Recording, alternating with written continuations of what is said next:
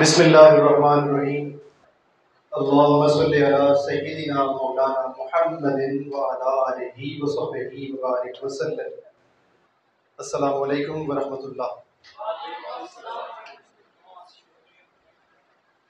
اللہ جل مجدہ کا بے انتہا لطف و احسان ہے کہ جس کی توفیق سے ٹیم جبین اسلام نے آج میری اکاؤنٹ سینٹر میک میں 29 منتھلی یوتھ سیشن کا انعقاد کیا، اور اس ضمن میں میں خصوصی طور پر میری اکاؤنٹ سینٹر کے پرنسپل جناب پروفیسر سر عرفان اقبال صاحب کا مشکور ہوں، اور اس کے ساتھ ساتھ میں اپنے اسپیشل گیسٹ محترم زریز بھائی جو کہ University of Education Lower Mall campus کی اسٹوڈنٹس کاؤنسلنگ کے پریزیڈنٹ بھی ہیں۔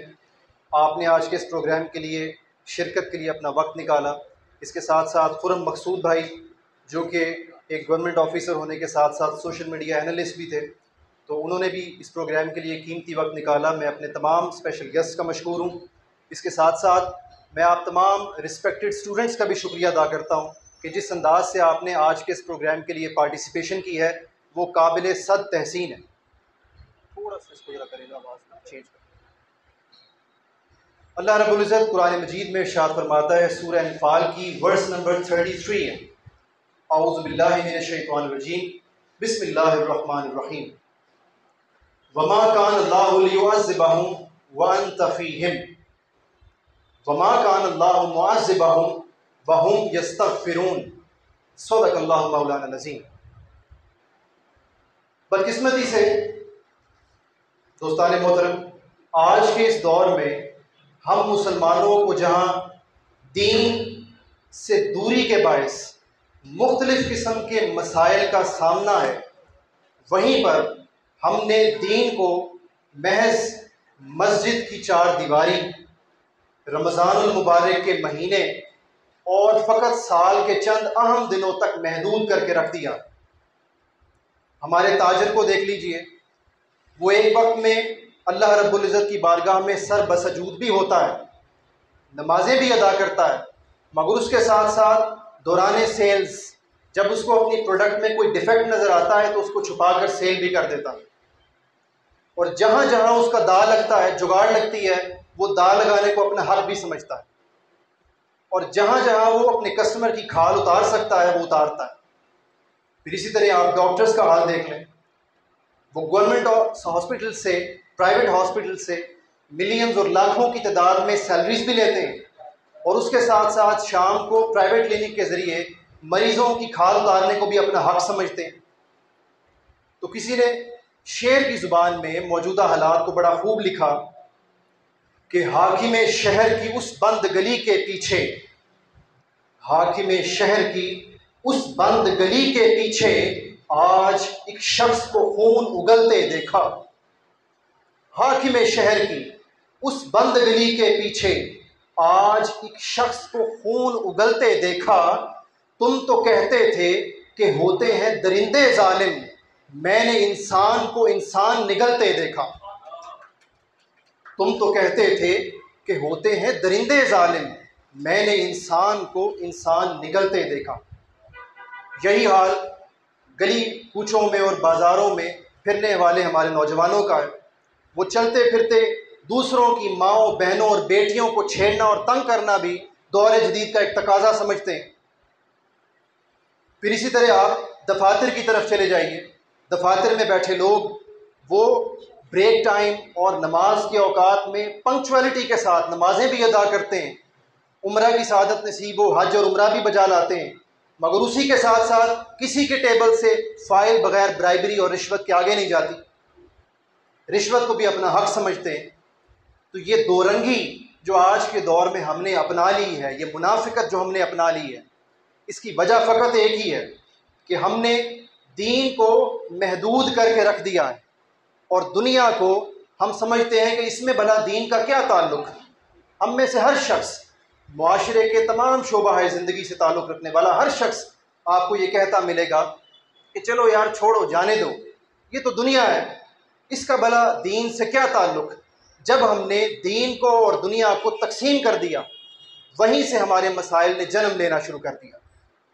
اور پھر کسی نے بڑے خوبصورت انداز میں لکھا، میں شعر یہاں پر کوٹ کرنا چاہوں گا، اگر غلطی ہو جائے تو پیش کی معذرت، کہ عشق قاتل سے بھی اور مقتول سے یارانہ بھی. یہ ہماری آج کل کی جو صورتحال ہے، ہماری قومی صورتحال، اس پر عین فٹ بیٹھتا ہے یہ شعر. تو شاعر نے لکھا کہ عشق قاتل سے بھی اور مقتول سے یارانہ بھی، مجھے بتا تو صحیح کس سے محبت کی جزا مانگے گا. مجھے بتا تو صحیح کس سے محبت کی جزا مانگے گا. ایک طرف ہم دین کی جو عبادات ہیں ان کو بھی بجا لاتے ہیں، اور دوسری طرف دنیا داری میں بھی حد درجہ آگے بڑھے ہوئے ہیں. دوسروں کا حق چھیننا وہ بھی اپنا حق سمجھتے ہیں، دوسروں کی ٹانگیں کھینچنا، لیگ پولنگ کرنا، اس سب کو اپنا حق سمجھتے ہیں. تو آخر ہم منافقت کے کس گڑھے میں جا چکے؟ یہ لمحہ فکری ہے کہ ہمیں سوچنا ہوگا کہ آج ہم کن حالات کی طرف بڑھ رہے ہیں. جب آپ یہ اپنے موجودہ حالات کے جو مسائل ہیں ان کا تدارک کر بیٹھے، ڈائگنوز کر بیٹھے کہ ہمارے آج کے جو مسائل ہیں ان کی بنیادی وجہ یہ ہے کہ ہم نے دین اور دنیا کو تقسیم کر دیا ہے. دین کو الگ اینگل سے دیکھتے ہیں اور دنیا کو الگ اینگل سے. جب آپ اس نقطے کو سمجھ چکے، اب یہاں سے آگے بڑھتے ہوئے میں آپ کو سمجھانا چاہوں گا کہ اسلام محض ایک مذہب نہیں ہے، بلکہ اسلام مذہب سے بالا تر ہو کر دین کی حیثیت رکھتا ہے. آپ سوچیں گے کہ مذہب اور دین میں بھلا کیا فرق ہوتا ہے؟ مذہب یاد رکھیے کہ محض اور فقط عبادات اور رسومات کے مجموعے کو کہتے ہیں مذہب، جبکہ دین اس میں صرف مذہب ہی شامل نہیں ہوتا، عبادات اور رسومات کے ساتھ ساتھ اس میں ریاست بھی شامل ہوتی ہے، دین میں سیاست بھی شامل ہوتی ہے، دین میں معیشت بھی شامل ہوتی ہے، دین میں معاشرت بھی شامل ہوتی ہے، دین میں آپ کا تعلیم حاصل کرنا بھی شامل ہے، دین میں آپ کی گھریلو زندگی بھی شامل ہے.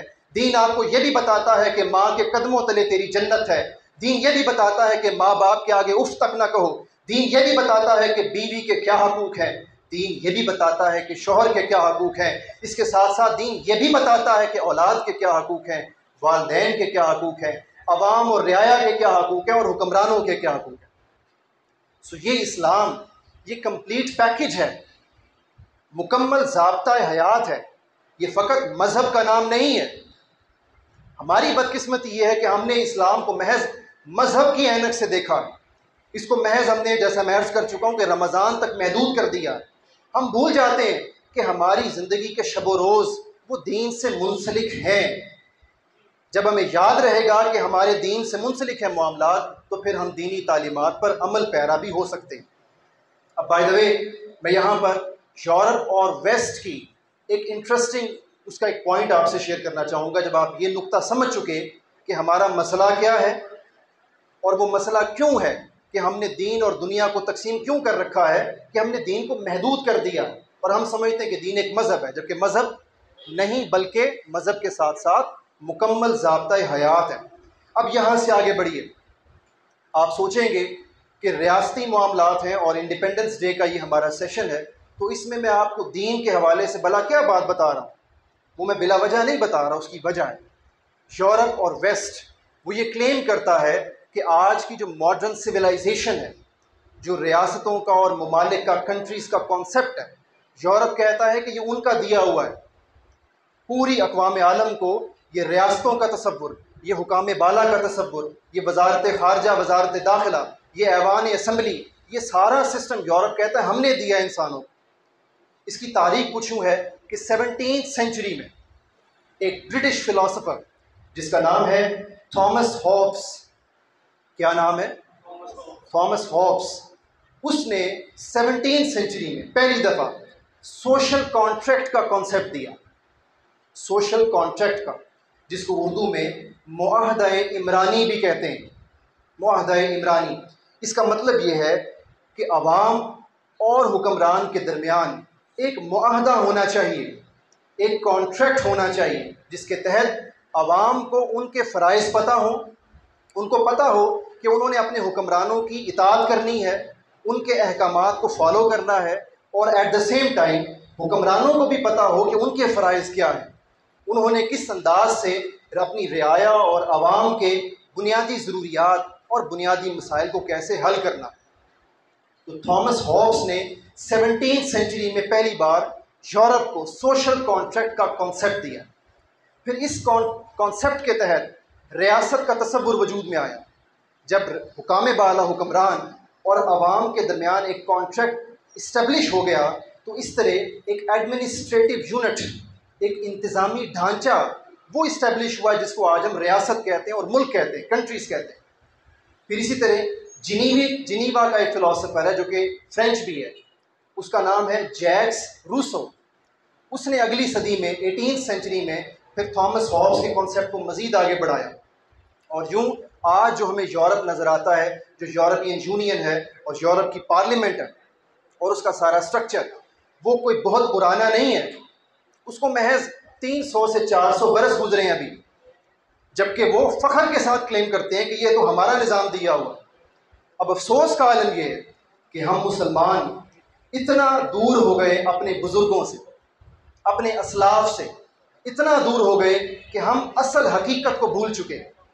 حتیٰ کہ اس پر مزید افسوس کا عالم یہ ہے کہ آج ہم اپنے بزرگوں کو اور اپنے اسلاف کو بابے اور بابے کہہ کے چھیڑتے ہیں، تنگ کرتے ہیں.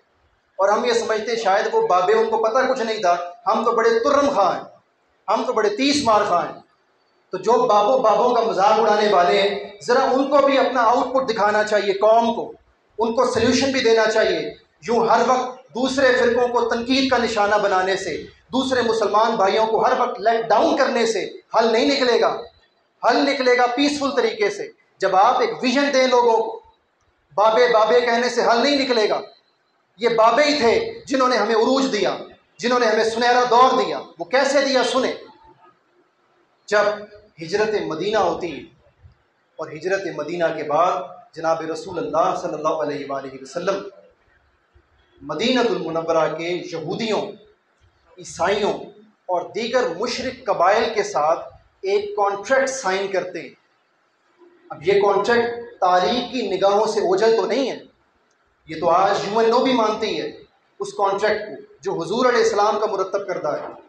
وہ کانٹریکٹ جس کو ہم میثاق مدینہ کہتے ہیں، مدینہ پیکٹ بھی کہتے ہیں اور چارٹر آف مدینہ بھی کہتے ہیں. آپ ذرا اس میثاق مدینہ کو پڑھیے. اس میثاق مدینہ میں حضور صلی اللہ علیہ وآلہ وسلم نے یہودیوں، عیسائیوں اور مشرکین سمیت تمام نان مسلمز اور مسلمز کے سوشل رسپانسبلٹیز اور ان کے رائٹس لکھ کر تاریخ انسانی میں پہلی بار حضور علیہ السلام نے لکھ کر واضح فرمائے. اور یہودیوں، عیسائیوں اور مشرکین قبائل سمیت مسلمانوں نے حضور علیہ السلام کو اپنا حکمران تسلیم کیا. تو کیا یہ سوشل کانٹریکٹ نہیں تھا جو رعایا اور حکمران کے درمیان تھا، جس نے تاریخ انسانی میں پہلی بار ریاست کا تصور دیا تھا؟ اور حضور علیہ السلام نے ریاست مدینہ قائم فرما کر پوری عالم انسانیت کو اور اقوام عالم کو بتایا تھا کہ ایسے نظام چلائے جاتے ہیں. تو افسوس کس پر کیا جائے؟ یورپ پر کیا جائے کہ وہ کیوں فخر کرتے ہیں، یا اپنے آپ پر افسوس کیا جائے کہ ہم بھول چکے ہیں کہ اصلاً اس دنیا کو سوشل کانٹریکٹ کا کانسیپٹ، ریاستوں اور ممالک کا کانسیپٹ دینے والے تو خود ہمارے آقا و مولا ہیں صلی اللہ علیہ وآلہ وسلم، جناب رسول اللہ خاتم النبیین صلی اللہ علیہ وآلہ وسلم. حضور علیہ السلام نے تاریخ انسانی میں سب سے پہلے سوشل کانٹریکٹ کا کانسیپٹ دیا اور ریاست مدینہ قائم کر کے پوری انسانیت کو بتلایا کہ نظام ایسے چلایا جاتا ہے، بے کسوں، بے سہاروں، مظلوم عوام کے حقوق ایسے ادا کیے جاتے ہیں. پھر یہیں پر بات نہیں رکتی. دوستان مکرم، میں آپ کی توجہ چاہوں گا یہاں پر کہ گفتگو کا دوسرا اور آخری حصے پر میں جا رہا ہوں. حضور علیہ السلام نے صرف میثاق مدینہ کے ذریعے، ایک چارٹر آف مدینہ کے ذریعے ریاست قائم نہیں فرمائی، بلکہ ریاست کے قائم ہو جانے کے بعد حضور علیہ السلام نے مدینہ المنورہ کے 10 گھروں پر مشتمل 10 گھروں پر مشتمل ایک نقیب مقرر کیا. اس کو نقیب کا عہدہ دیا، جس کو آج کی زبان میں آپ کونسلر کہتے ہیں، آپ چیئرمین کہتے ہیں، علاقے کا چیئرمین. حضور علیہ السلام نے تاریخ انسانی میں 1500 برس قبل لوکل باڈی سسٹم دے کر دنیا کو بتلایا کہ اصل نظام اسلام کے پاس ہے. 10 گھروں پر ایک نقیب مقرر کیا. اور یوں مدینہ المنورہ کے تمام جو نقبات ہیں، نقیب کی جمع ہے نقبا، ان نقبا سے حضور علیہ السلام ہر مہینے کے بعد رپورٹ طلب کرتے کہ تمہارے نیچے جو 10 گھر ہیں ان عوام کے نچلے طبقے کے لوگوں کے کیا مسائل ہیں، کیا ان کے کوئی مسائل رہ تو نہیں گئے، ان کی کوئی ضروریات ادھوری تو نہیں ہے۔ اسے کہتے ہیں حکمران، اسے کہتے ہیں ریاست، جس کا تصور ہمارے پیغمبر صلی اللہ علیہ وآلہ وسلم نے تاریخ انسانی میں پہلی دفعہ نہ صرف دیا بلکہ اس کو امپلیمنٹ کر کے بھی ثابت کیا۔ افسوس کا مقام ہے کہ ہم پڑھتے نہیں ہیں، ہم دین کی اصل تعلیمات سے دور ہوتے چلے جا رہے ہیں۔ جب ہم یہ سمجھ چکے کہ دین میں ہمارا اصل نظام بھی موجود ہے، ہمیں سسٹم ڈھونڈنے کے لیے ویسٹ اور مغرب کی پیروی کرنے کی ضرورت نہیں ہے۔ ان کا نظام تو محض 300-400 سال پرانا ہے، جبکہ حضور علیہ الصلوۃ والسلام کا نظام جو دیا حضور علیہ السلام نے وہ 1400 سال پرانی اپنی روٹس رکھتا ہے، اپنی جڑیں رکھتا ہے۔ اب اس کے بعد پوائنٹ یہ آتا ہے جو کہ بالکل لاسٹ پوائنٹ ہوگا ہماری گفتگو کا، کہ ہمارے جو آج کل کے مسائل ہیں اب ان کا حل کیا ہے۔ ہمارا ملک، ہماری ریاست، اس میں تو کوئی ڈاؤٹ نہیں کہ بہت حد تک مسائل میں گھر چکی ہے یہ ریاست۔ تو آخر اب ہم ان مسائل کو دیکھتے ہوئے کیا پیچھے ہٹ جائیں؟ جیسے میجورٹی آف دا یوتھ، جو کہ زریز بھائی نے کہا کہ لیکس کی تعداد میں، لاکھوں کی تعداد میں نوجوان ملک چھوڑ گئے پچھلے 1-2 سالوں میں، تو کیا یہ سولوشن ملک چھوڑ دیا جائے، ڈپریشن میں آ کر، فرسٹریشن میں آ کر ایک قدم پیچھے ہٹا جائے؟ کیا یہ حل ہے؟ تو میرے دوستوں ایک بات ضرور یاد رکھنا کہ جو مشکل وقت میں ساتھ چھوڑ جاتا ہے وہ بزدل کہلاتا ہے، اور پھر ساتھ چھوڑ کر جو چلا جائے وہ بگوڑا بھی کہلاتا ہے۔ یہ کیسی حب الوطنی ہوئی کہ جب ملک آپ کو تعلیم دیتی ہے مفت تو آپ تعلیم بھی لیتے ہیں، جب ریاست آپ کو لیپ ٹاپس دیتی ہے لیپ ٹاپس بھی لیتے ہیں، جب ریاست آپ کو مفت صحت دیتی ہے صحت کی سہولیات بھی لیتے ہیں، سب کچھ لیتے ہیں، مگر جب ریاست کو ڈیلیور کرنے کا وقت آتا ہے، جب یہ ریاست آپ کو تعلیم دے کر پال پوس کر جوان کرتی ہے، آپ پر انویسٹمنٹ کرتی ہے، جب اس ریاست کو دینے کا وقت آتا ہے تو آپ یورپ بھاگتے ہیں۔ آپ سے بڑا بزدل کوئی نہیں۔ کیا میں اور میرے ٹیم ممبرز باہر سیٹل نہیں ہو سکتے؟ بحمد اللہ تعالی ہم باہر سیٹل ہونے کی پوزیشن میں، مگر ہم سیٹل نہیں ہو رہے۔ ہم نے یہ جو مشن جس کا آغاز کیا، اس میں ہم نے آج کے دن تک 1.5 برس ہو چکا ہے، کبھی کسی پبلک سے 1 روپیہ نہیں لیا۔ یہی وجہ ہے کہ ہم ڈنکے کی چوٹ پر حق بات کرنے کی پوزیشن میں، کوئی ہمیں دینے والا نہیں ہے جو ہمیں روک سکے، ہمیں ایجنڈا دے کہ یہ بات کرو، ہمیں کوئی ایجنڈا نہیں دے سکتا۔ ہم اللہ اور اللہ کے رسول صلی اللہ علیہ وآلہ وسلم کی تعلیمات کو نوجوانوں کے سینوں میں پہنچانے کی ایک ادنا سی کوشش کر رہے ہیں۔ ہم نوجوانوں کو پھر سے اویس کرنی اور بلال حبشی رضی اللہ تعالی عنہم جیسا عشق رسول اس کا جام پلانے کی کوشش کر رہے ہیں۔ تو میں گفتگو کے آخری حصے پر آنا چاہوں گا کہ حل کیا ہے؟ کیا چلا جائے ملک سے بندہ باہر، ملک چھوڑ دیا جائے ہمیشہ کے لیے، اور صرف پھر خود ہی نہ چھوڑا جائے بلکہ سوشل میڈیا پر اپنے ملک کو لیٹ ڈاؤن بھی کیا جائے، دوسروں کو بھی بتایا جائے کہ دیکھو اس ملک میں کچھ نہیں رہا، چلے جاؤ یہاں سے، جتنا جلد ہو سکے باہر بھاگ جاؤ۔ یاد رکھیں ایسی قومیں تاریخ میں مٹ جایا کرتی ہیں۔ کیا ہم انوکھی قوم ہیں جس پر مشکل وقت آیا؟ ذرا تھوڑا سا ہسٹری کو پڑھیے۔ 1995 میں نے کون سا ایئر مینشن کیا ہے؟ 1995 میں۔ My dear brothers and sisters please be attentive, سنیے سر تاپا کان بن کر توجہ سے، یہ میں کوئی سنی سنائی باتیں نہیں بتا رہا، آپ جا کر گوگل پر ریسرچ کر سکتے ہیں اور ویب سائٹس اور آن لائن پر جا کر میری باتوں کو ویریفائی بھی کر سکتے ہیں۔ 1995 میں Guinness book of world record میں پوری دنیا کی کرنسیز میں سے ٹرکی کی کرنسی کو، ہمارے ترک بھائی جو ہیں، ترکی کی کرنسی کو بدترین کرنسی ڈکلیئر کیا گیا۔ ابھی ہمارے اتنے برے حالات تو نہیں ہوئے کہ پاکستانی کرنسی روپے کو Guinness book of world record میں بدترین ڈکلیئر کیا گیا ہو، اور ہم اپنی ریاست کا پہلی دیوالیہ نکالنے کے چکر میں، دشمن نے کیا نکالنا ہے، ہم اپنا دیوالیہ خود نکالتے ہیں، خود کہتے ہیں کہ ریاست گئی، بس صبح گئی شام گئی۔ بھائی ریاست کہیں نہیں گئی، آپ گئے ریاست چھوڑ کر۔ تو یہ بات یاد رکھیے گا کہ 1995 میں Guinness book of world record میں ٹرکش کرنسی کو، لیرا کو، دنیا کی بدترین اور لوسٹ کرنسی ڈکلیئر کیا گیا۔ اور بات پھر صرف یہیں تک نہیں رکی بلکہ 2004 میں حالات اتنے خراب ہو گئے اہل ترک کے کہ ایک ڈالر ترکش لیرا میں 13 لاکھ سے اوپر چلا گیا۔ آپ جا کے پڑھیے، آن لائن ریسرچ کیجئے تو آپ کو پتہ چلے کہ آپ کس دنیا میں رہتے ہیں۔ کیا کوئی انوکھی قوم پیدا ہوئی ہے پاکستانی قوم جس سے ابھی ہائے ہائے نکل گئی سب کی؟ ابھی بس نکل گیا۔ قوموں پر اس سے بہت مشکل حالات پڑتے ہیں، مشکل وقت پڑتے ہیں، مگر قومیں بھاگتی نہیں ہیں، وہ ڈٹ کر مقابلہ کرتی ہیں۔ اسی میں انسانیت کی گریس ہے اور عظمت ہے، ورنہ بھاگ جانے میں کون سی عظمت ہے؟ دنیا مذاق اڑائے گی آپ کا۔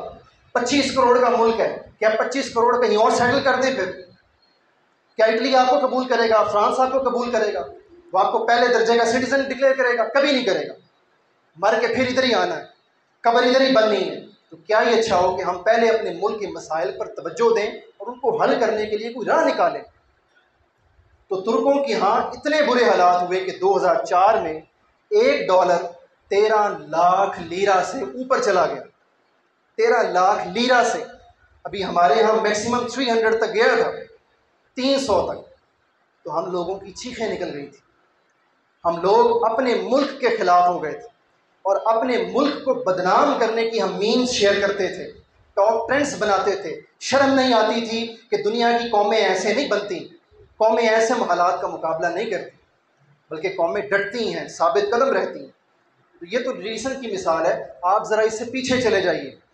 جناب رسول اللہ صلی اللہ علیہ وآلہ وسلم، ہمارے پیغمبر، کیا ہم بھول چکے ہیں کہ حضور صلی اللہ علیہ وآلہ وسلم نے اپنے پیٹ مبارک پر پتھر باندھ کے بھی جنگیں لڑیں؟ کیا نہیں پڑھا کبھی؟ سب نے پڑھ رکھا ہے مگر بھول گئے۔ تو میں یاد دلا دوں آپ کو، ہمارے اور میرے اور آپ کے آقا نے صلی اللہ علیہ وآلہ وسلم، امام الانبیاء نے اپنے پیٹ پر پتھر باندھ کے بھی جنگیں لڑیں۔ ٹائم بتائیے، ٹائم اذان کا ٹائم ہو تو بتائیے۔ 10 منٹ ہے ابھی ہے 10۔ تو حضور علیہ الصلوۃ والسلام نے اپنے پیٹ پر پتھر باندھ کر جب جنگیں لڑیں تو اس کا معنی کیا ہے؟ کیا خزانہ مسلمانوں کا بھرا ہوا تھا؟ کیا ریزروز اوپر تھے؟ فارن ایکسچینج ریزروز، اکانومی بڑی فلرش کر رہی تھی۔ اگر اکانومی بیسٹ ہوتی تو آقا دو جہاں صلی اللہ علیہ وآلہ وسلم کو پیٹ پر پتھر باندھنے کی ضرورت کیوں محسوس ہوتی؟ صحابہ اکرام کے پاس تو غزوہ بدر میں تلواریں تک نہیں تھیں۔ اور دوسری طرف ذرا توجہ کیجئے، رومن امپائر تھی، پرشین امپائر تھی۔ رومن امپائر اس ٹائم کرسچنز کے پاس تھی، دنیا کی ایک بہت بڑی سپر پاور تھی، اور دوسری سپر پاور تھی پرشیا کی۔ تو وہاں پر رومن امپائر میں اور پرشین امپائر میں، وہاں پر حکمران اور عوام سونے کے برتنوں میں اور چاندی کے برتنوں میں کھانا کھایا کرتے تھے۔ یہ وہ دور تھا کہ جب ایک طرف رومن امپائر اور پرشین امپائر کے لوگ سونے اور چاندی کے برتنوں میں کھانا کھا رہے ہوں، تو دوسری طرف میرے آقا اور آپ کے آقا اپنے اصحاب کے ساتھ چھڑیاں لے کر درختوں کی چھڑیوں سے لڑا غزوہ بدر۔ گھوڑے نہیں تھے، اونٹ نہیں تھے، تلواریں نہیں تھیں، اسباب نہیں تھا دنیا کا، مگر یقین تھا، ایمان تھا۔ ایمان کی دولت سے وہ منور تھے، مالا مال تھے، ایمان سے پیچھے نہیں ہٹے۔ تو آج ہم مشکل وقت آیا اپنی ریاست پر تو ہم پیچھے ہٹ جائیں؟ مجھے اب آپ اپنی ایمانداری سے بتائیے گا کہ کیا ہمیں یہ بات ڈیزرو کرتی ہے کہ ہم پیچھے ہٹ جائیں، یا ظرف یہ ہے اور تقاضا یہ ہے کہ ہم ثابت قدم رہ کر سلیوشن نکالیں، حل نکالیں؟ اب میں بالکل آخر پر حل نکالنے کی طرف جاتا ہوں چونکہ مغرب کا وقت بھی ہو رہا ہے۔ میں نے گفتگو کی ابتدا میں ایک آیت مبارکہ کی تلاوت کی تھی، اصل میں وہ حل اسی میں پوشیدہ ہے، اس کو میں نے آخر میں لانا تھا، مگر قرآن مجید کی حرمت کے تحت تلاوت میں نے شروع میں کیا۔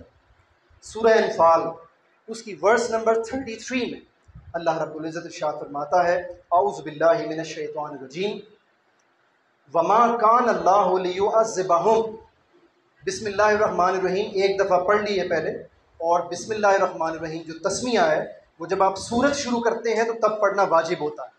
اگر مڈ میں سے کوئی آیت پڑھتے ہیں تو بار بار بسم اللہ پڑھنا واجب نہیں ہے، لیکن اعوذ باللہ تعوذ پڑھنا ضروری ہے تلاوت کے لیے۔ تو میں نے اس لیے کلیئر کر دیا تاکہ کل کو فتوے سے بچ سکوں۔ تو وما کان اللہ لیعذبہم، کہ اللہ کی شان یہ تو نہیں کہ اللہ تعالیٰ تم پر عذاب نازل کرے، وانت فیہم، کہ جب میرے رسول صلی اللہ علیہ وآلہ وسلم تم لوگوں کے اندر موجود ہوں۔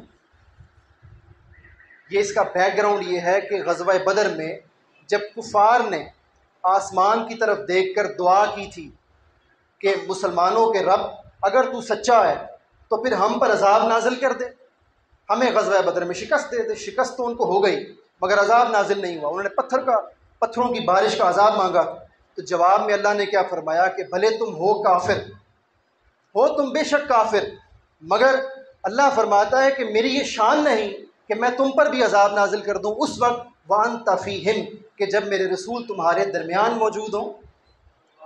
اور دوسری ریزن اللہ نے فرمائی کہ وَمَا كَانَ اللَّهُ مُعَذِّبَهُمْ، اور اللہ کی شان یہ بھی نہیں کہ اللہ عذاب نازل کر دے وَهُمْ يَسْتَغْفِرُونَ، کہ جب تم لوگوں میں سے کچھ لوگ مجھ سے معافی طلب کرنے والے بھی ہوں، مغفرت مانگنے والے بھی ہوں۔ اس کا اشارہ کچھ لوگوں کے کردار پر ہے، کیریکٹرز پر ہے، یعنی کہ اس آیت مبارکہ سے دو ریزنز پتہ چلتی ہیں، وہ دو ریزنز جو اللہ کے عذاب کو ٹالتی ہیں۔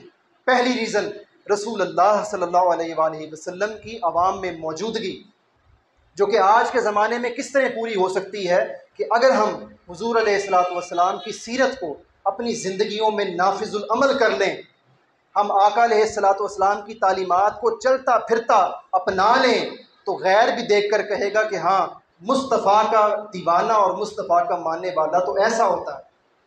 دیکھنے والا غیر بھی کہے کہ ہاں لگتا یوں ہے کہ مسلمانوں میں ان کے رسول آج بھی موجود ہیں۔ یہ ہے رسول اللہ کی موجودگی صلی اللہ علیہ وآلہ وسلم۔ اس کے علاوہ جو روحانی موجودگی ہے میں اس پر نہیں جا رہا ابھی، میں صرف پریکٹیکلٹی کی بات کر رہا ہوں۔ اور جو دوسری ریزن اللہ رب العزت نے ارشاد فرمائی کہ اللہ کی شان یہ بھی نہیں کہ اللہ اس وقت نازل کرے عذاب کہ جب تم میں سے کچھ لوگ اللہ سے مغفرت طلب کرنے والے ہوں۔ اللہ سے مغفرت صرف وہی طلب کر سکتا ہے کہ جس کو اللہ توفیق دے، جس کا کردار کچھ نہ کچھ باقی ہو۔ دوسری ریزن یہ ہے کہ اگر آج ہم اپنے کرداروں کو سنوار لیں، اپنی پرسنالٹیز کو امپروو کر لیں، تو یقیناً ہم اللہ سے مغفرت طلب کرنے والے ہوں گے، اور یہی کافی ہوگا اللہ کے عذاب کو ٹالنے کے لیے۔ گفتگو کے آخر پر میرا میسج فقط یہی ہے کہ سورہ انفال کی اس آیہ مبارکہ کی روشنی میں ہم کم سے کم دو کام ضرور کریں کہ ایک تو ہم حضور علیہ الصلوۃ والسلام کے ساتھ اپنا رشتہ محبت نہ صرف دوبارہ سے قائم کریں بلکہ اس کو مضبوط اور مستحکم کریں، کہ دنیا کی کسی بھی قسم کی رنگینی ہمارے آقا سے ہمارے تعلق کو کمزور نہ کر سکے۔ دنیا کا بڑے سے بڑا گناہ یا چھوٹے سے چھوٹا گناہ جب ہمارے سامنے ہو اور ہمیں کوئی دیکھنے والا نہ ہو، مگر دل کہے کہ اے مصطفیٰ کے عاشق، تو کہتا تھا مجھے مصطفیٰ سے محبت ہے۔ کیسی محبت ہے؟ جب تو یہ گناہ کرے گا تو تیرے مصطفیٰ تجھ سے خوش ہوں گے یا ناراض ہوں گے؟ محبت انسان کے سوچنے کا انداز بدل دیتی ہے، بشرط یہ کہ وہ محبت اس کی سمت درست ہو۔ ایک تو ہمیں حضور علیہ السلام کے ساتھ قلبی اور دلی اور حبی تعلق پھر سے قائم کرنا ہے، اور دوسرا اپنی پرسنالٹیز کو اور اپنے کیریکٹرز کو سنوارنا ہے تاکہ ہم ملک اور ملت اسلامیہ کے لیے کچھ اچھے کام کر سکیں۔ اللہ رب العزت سے دعا ہے کہ اللہ تعالیٰ ملک پاکستان، ریاست پاکستان اور ملت اسلامیہ پر اپنی خصوصی کرم نوازی فرمائے، اہل شام پر، اہل فلسطین پر، اہل کشمیر پر اور اہل پاکستان پر اپنی خاص نظر کرم فرمائے، اور عالم اسلام کی اپنی خصوصی مدد و نصرت کا نزول فرمائے۔ گفتگو میں جہاں کہیں مجھ سے غلطی ہوئی ہو، میں اپنی اس غلطی کو اللہ رب العزت کی بارگاہ میں معافی کے ساتھ پیش کرتا ہوں، اور ایک بار پھر میں آپ سب کا شکریہ ادا کرتا ہوں کہ اس قدر سخت گرمی میں اور حبس کے موسم میں بھی آپ لوگ بیٹھے رہے، شروع سے لے کر آخر تک۔ آپ تمام لوگ قابل تحسین بھی ہیں، اپنے لیے کلیپ کیجئے، میرا دل آپ سب سے خوش ہے۔ اللہ تعالیٰ آپ کو خوشیاں نصیب فرمائے، اپنے مستقبل میں کامیابی نصیب فرمائے۔ بس ایک ریکویسٹ ہوگی آپ سے، اپنی زندگی کے کسی بھی گوشے میں چلے جائیے، جبین اسلام کے اس مشن کو کبھی مت بھولیے گا، جو کہ اللہ اور اللہ کے رسول صلی اللہ علیہ وآلہ وسلم سے آپ کو جوڑنے والا مشن ہے۔ ہم دنیا میں کہیں بھی چلے جائیں، آخر پر ہمیں اللہ اور اللہ کے رسول صلی اللہ علیہ وآلہ وسلم کے تابع ہی رہنا ہے۔ اللہ تعالی ہمیں عقیدہ صحیحہ کے ساتھ ساتھ عمل کی توفیق عطا فرمائے۔ پاکستان زندہ باد۔